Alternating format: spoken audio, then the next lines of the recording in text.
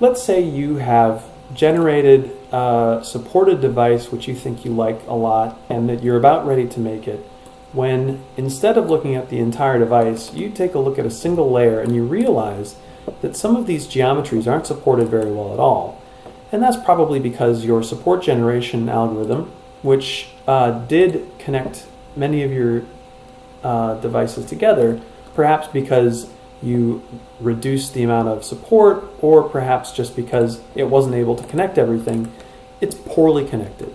In this case, this is the fully supported device and it's not that well supported. So how do you modify that? And the other thing about this design is that this is the device you want to make. The geometry itself and the restriction of laser cutting is creating this impossible to make situation. So instead of blaming the software, it really comes down to you are trying to do something with your design that's impossible to do with a laser very well. So you have two options. You could either select a different type of machining, which gives you more tool access and allows you to support in more areas, or you have to modify your design in a way that allows you to support that device a little bit better. So let's go back to our fully supported design, and it looks like this.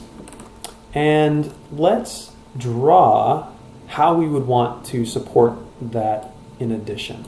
So I can see that my carbon layer, my Pyrolux layer, not my Kapton, but my Pyrolux and my carbon layers, these 4 layers need extra support in this region. So if I wanted to modify my design, I can use the custom support feature to augment my auto-generated support with custom drawn support. So the first step is to select the device that you want to modify and to create a new sketch which allows you to define how to support that device. So let's take a look at our supported device and draw a line.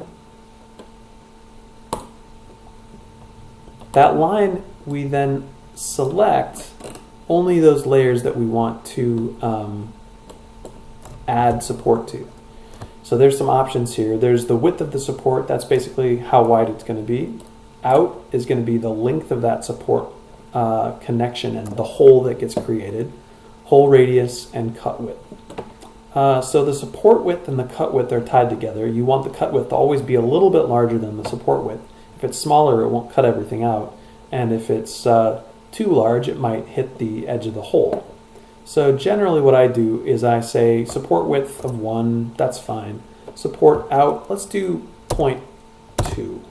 Hole radius, it doesn't need to be that large, 0.1. And cut width 1.1. Let's see what happens. So my custom support has been applied to my design. It has created some holes in places and modified my device on all the other layers. So it basically created a hole allowing support to be added. It's also created a cut file which can be used to remove that support later. So let's take a look at what our new supported device looks like. First, we combine our modified device with our auto-generated support and our web, just like before. But then we also add in the custom drawn supports that we drew ourselves. So now you can see, if you go back to just the carbon layer, there's a new connection that's been added, which was drawn in and defined by that sketch. And on other layers, there's a hole that's been added, which gives us access to remove that support later. The support out is basically the width of that. The support width is actually the up and down height of this box. It's the width of that buffered line. And the radius you can see in the radius of each of these corners. So if you wanted to remove that support, you could do a laminate operation, and from this laminate difference, the cuts. and that will remove that added support.